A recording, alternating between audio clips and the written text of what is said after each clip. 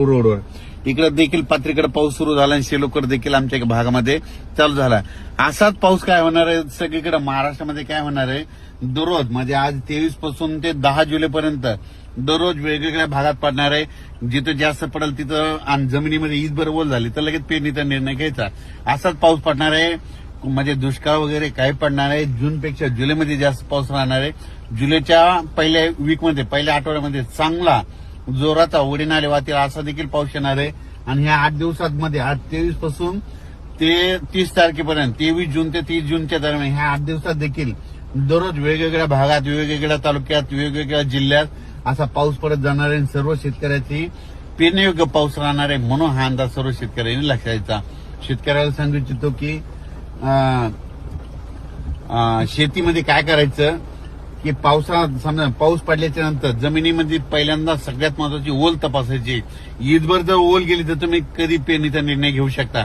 4 बोट 6 बोट जर ओल असेल तर तुम्ही पेरणीचा निर्णय घेऊ नका. कारण की राज्यामध्ये मात्र पाऊस येणार आहे. फक्त काय होणार आहे मागं पुढे थोडं होणार आहे.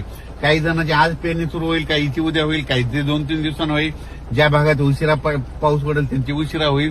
पण पाऊस मात्र सगळीकडे म्हणजे जुलै ते 15 जुलैपर्यंत सगळीकडे पडणार आहे. सगळ्यांच्या पेरण्या 15 जुलैपर्यंत होऊन जातील म्हणून हे लक्षात घ्या.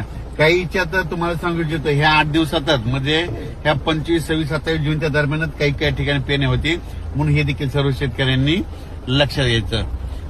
जवळपास यवतमाळ जिल्ह्यामध्ये आता त्यांची मेसेज झाली. यवतमाळकडे पाऊस झाला, इकडे कन्नडकडे झाला, देवळाना झाला, इकडे पाथरीकडे चालू आहे, तिकडे बीड जिल्ह्यात बऱ्याच ठिकाणी झाला, अहिल्यानगरकडे झाला, जुन्नर सिन्नर तिकडे झाला, कोकणात देखील चालू झालं, घाटमाथ्यावर देखील सुरू आहे. म्हणजे जवळपास सगळीकडे पाऊस सुरू आहे. आता संध्याकाळपर्यंत सगळे मेसेज येतील त्याचा तुम्हाला रिपोर्ट दिला येईल. पण राज्यात मात्र चांगला पाऊस मान्सूनचा सुरू झालाय म्हणून हा अंदाज लक्षात घ्यायचा. शेतकऱ्यांना परत विनंती आहे दुष्काळ वगैरे काही पडणार नाही. फक्त एक गोष्ट काय झाली ह्या ग्लोबल वॉर्मिंगमुळे वाढत्या तापमानामुळे निसर्ग थोडा 20-22 दिवस पुढे सरकला आहे. त्याच्यामुळे दरवर्षी आपल्याला काय होणार आहे जूनच्या शेवटच्या आठवड्यातच पाऊस येणार आहे आणि शेतकऱ्याच्या पेरण्या होणार आहेत. म्हणून यावर्षी देखील तसंच झालं म्हणून तुम्हाला सांगायचं भविष्यात देखील असंच होणार आहे. म्हणून फक्त शेतकऱ्यांनी काय करायचं थोडा धीर धरा. दुष्काळ वगैरे काय पडणार नाही. पेरण्या बिलकुल होणार आहेत. 15 जुलैपर्यंत सगळ्या महाराष्ट्रात त्या पेरण्या लागतील म्हणून हे देखील सर्व शेतकऱ्यांनी लक्षात घ्यायचं.